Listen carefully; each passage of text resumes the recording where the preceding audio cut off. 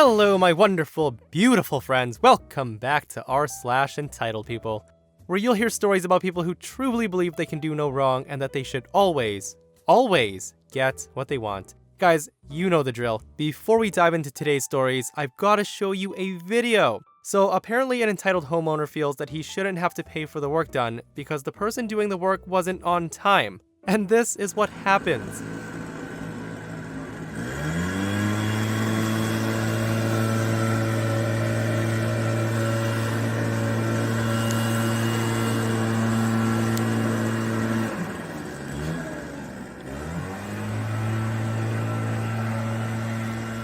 This is absolutely glorious. Hey, if you refuse to pay for the work after it's done, you shouldn't get to reap the finished product. Am I right, guys? My friends, in this episode, you're gonna hear some super entitled stories. So the first story, you'll hear about a time that Karen took OP's side. The second story, and the one you're here for, Karen gets absolutely destroyed in a grocery store after messing with the wrong person. The third, OP's entitled family demands a vacation, and we'll finish up with a revenge on an entitled sister. My friends, I do hope you enjoy the stories today, and do hit that subscribe button for future stories about Karens. Let's dive in. So, this happened earlier this evening. I'm still shaking my damn head over this one. So, I work in a hospital as an ER nurse, which means I start at 7 a.m. And by 9 in the morning, all the cares I possess are gone, and by the end of my 12.5-hour shift, I'm pretty much just done with people in general. Now, don't get me wrong, I love my job, but fighting Darwinism can be exhausting. So after a rather grueling shift, I stopped by the grocery store for dinner. I'm tired and feeling super lazy at this point, so even though I'm only grabbing a couple of things, I use a regular cart, cause, you know, I can lean on it. I do my shopping, pay for my goods, and head out to my truck. Just to inform, there's no khakis involved here. Store employees usually wear dark brown slacks, white collared shirts, and ties. I was wearing an Incredibles scrub top. And yes, the animated movie, and no, you can't judge me. And also bright blue scrub pants. After loading my groceries, I, of course, return my wheeled shopping cart to the corral, and return to my truck when a woman screams across the lot. She says, "Boy, I'm done. You can take my cart now." Huh? I know I look young, but really? Boy? She then says, "Come over here and take my cart." I told her, "Yeah, no, sorry." And she responds, "What do you people get paid for? Just do your damn job and take my cart." I told her, "Yeah, that's gonna be a hard no from me. Sorry." I start again back towards my truck. The woman at this point decides to thrust her cart towards me. It rolls, as carts with wheels usually do, and to me, it's like a train wreck. I want to look away, but I can't. I'm mesmerized by the free-range movement of this cart as it runs right into a Jaguar. A nice, clean, brand new, shiny Jaguar. And a woman who totally looked like a Karen, you know the type, just getting out. The Karen obviously starts screaming and hollering as only a Karen can. The woman's trying to blame me for not running to catch the cart. I'm trying very hard not to start laughing. I finally get back to my truck, as she's screaming at me to stop because this is my fault. I should have collected her cart in the first place. The last thing I heard before closing my door and driving off was the Karen screaming at the woman about how he's wearing scrubs. How could any idiot think he works here? Are you stupid? I think this was the first time I've ever rooted for a Karen. Oh my goodness, my friends, that was fantabulous. Listen, I know OP described the woman in the Jaguar as a Karen, but in my opinion, I don't believe the woman in the Jaguar was a full Karen. She's that superhero that OP never asked for that swooped in and saved the day. I also love this person's comment right here. Maybe she's a Sharon, Karen's slightly smarter sister. I don't know, maybe she is, but I can tell you this, that the next story doesn't involve a Sharon, but a Karen. So, before I start the story, I have to tell you about my husband. I'm French, and we met while he was on vacation in Europe. One thing led to another, and I now live in Ohio with him. He's a hard-working gentleman, and an army veteran of 2 conflicts. And though he has a very serious and almost hostile demeanor, think resting bitch face, but angrier, he's really a big teddy bear. Quick to make a joke or pull a prank, and really easy to laugh. He is also very protective of me. Since I'm not here to gush on him, I'll go on. So, we were out getting groceries last week. And as we were checking out, I was bagging up all of our stuff because the store now requires that you bag your own goods if you bring your own bags. No big deal. He pays, and I stay to help a senior citizen behind him.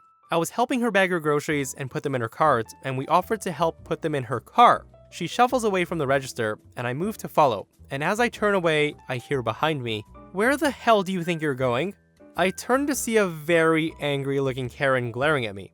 I told her politely that I didn't work at the store, and I just stopped to help the lady to be polite, and I was now leaving with my husband to go home. I had never met a Karen before, so I thought this would be the end of it. I turn to walk away and feel a vice grip on my arm, and she says, "Don't be lazy, just do your job and bag my groceries." Now, I didn't even have time to respond. She had barely finished speaking when my husband wrenched her hand off of me and was yelling in her face. This was the first time in 10 years we've been together that I saw the old soldier come out. His nose must have been 3 inches from hers, and his voice was loud and frightening. And he says, "Who the hell do you think you are? How dare you put your hands on my wife? She's told you she doesn't work here. Are you too goddamn stupid to understand simple English? Go pay for your stuff, bag your own damn groceries, and don't you dare utter another sound out of your goddamn mouth." The silence after that was intense. A store full of people could hear a pin drop. The look on her face wasn't even angry, it was pure terror. She shuffled back to her aisle and waited for the cashier. My husband went to the old lady and said, "I'm so sorry you had to hear that, ma'am. I apologize if my behavior was offensive. I hope that you'll still allow us to load your groceries into your car." It was surreal, like he just flipped on a switch and then flipped it back off.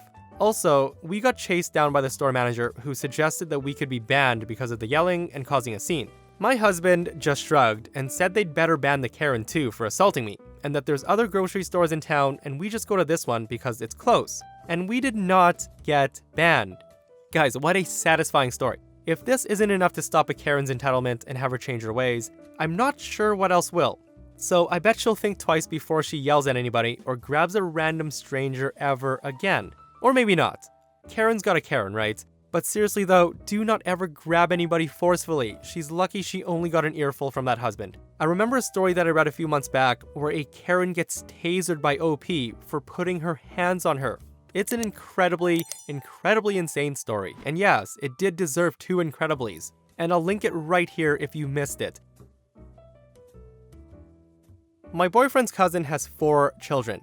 Each of their kids is the personification of the word bratty. The said cousin refuses to discipline them and constantly makes excuses for their behavior. She's also very judgmental of our decision to not have children. She's often made some snide comments towards me, implying that I'm the selfish wench who's depriving my boyfriend of the joys of raising children. For these reasons, and for her generally entitled behavior, my boyfriend has cut ties with her. However, when he and I visited his parents' home 3 days ago for his parents' anniversary celebration, we ran into her again. My boyfriend's dad had urged him to use this occasion to mend bridges with the cousin, so we both tried to make nice and engaged in small talk with her. So during the conversation, my boyfriend mentioned that we were leaving for Melbourne for vacation in a few days. At this, cousin's eyes lit up, and she says, "Oh, that sounds like so much fun. My husband and I haven't gone anywhere since our honeymoon." She whined some more about how hard it is for them with 4 kids, and if only they could afford such luxuries, etc., etc. I could tell where this was going. My boyfriend probably felt sorry for her in the end, and being kind and generous, offered to buy them a weekend resort in Mount Abu. The cousin's face all scrunched up said, "That's nice, but why can't you just take us to Melbourne with you?" My boyfriend's getting a bit annoyed, but still patient at this point, says, "Well, we just want to spend some alone time together. Plus, we'll be meeting some close friends there, and besides, Mount Abu is a beautiful place. Your kids will love it." The cousin in the annoying Karen tone says, "I still don't see why you can't take us to Australia. You're being so selfish going on this great trip and sticking your family with a cheap weekend getaway." Cousin, wearing the expression that morons wear when they think they've had a bright idea, said, "Oh, I know. Why don't my husband and I go to Mount Abu and you can take our kids to Melbourne?" I responded, "What? It's a great idea. The kids can have fun in Melbourne with you too, and my hubby and I can enjoy a peaceful weekend. This way, the kids can actually spend some time with their uncle. You never make time for them." At this point, my boyfriend says, "I'm offering for the last time. It's either the weekend in Mount Abu or nothing at all. And why the hell would we ruin our vacation taking care of your kids?" Cousin responds, "How can you say that? My kids are so well behaved. You'll have so much fun spending time with them. Besides, my husband and I could really use some quiet time together. You and OP don't have any responsibilities. You don't have any idea how hard it is to raise 4 kids. You can afford this trip. I don't see why you won't share with family. Boyfriend tells her one more word and you're losing my Mount Abu offer. On hearing this, the cousin shut up. We all had a nice dinner together and she was mercifully quiet. If only her kids had followed her example. Now, you'd think this would be the end of it, but no. We seriously had underestimated her dedication and her Karenness. So this morning, the cousin shows up at my apartment with the kids in tow. I was shocked to see her, of course, and asked if something was wrong. She smiled and said, "I'm just here to drop the kids off. You're leaving tonight, right?" After taking a second to recover from the shock, I asked, "Did you fall and hit your head on something? We told you that we weren't taking your kids with us. What part of that did you not understand?" So she then tried to convince me that my boyfriend had called her later on and agreed to take her kids. I knew this was complete BS and called it such. So the cousin becomes enraged and asked if I was gonna break her kid's heart, why would I break our promise, how my boyfriend could be so cold, etc, etc. I called my boyfriend after telling him what was going on and turned on the speaker. My boyfriend proceeded to chew her out brutally, telling her that he was no longer going to pay for their weekend getaway and that this is the exact kind of behavior that made him cut ties with her. So the cousin takes her kids and stormed off. Boyfriend and I are having a laugh over this and are still wondering what made her think that this plan would ever work. Hold on. How the heck did that Karen cousin think that OP and her boyfriend was going to be able to take the kids to Australia last minute? Does she not know how flights work? You gotta book the tickets, dude. You can't just show up to the airport with 4 extra kids in tow and say, "Oh, by the way, I gotta bring them with me." Or was she planning to ruin OP's vacation by leaving the kids with them, preventing them from going on this amazing vacation to Australia without them?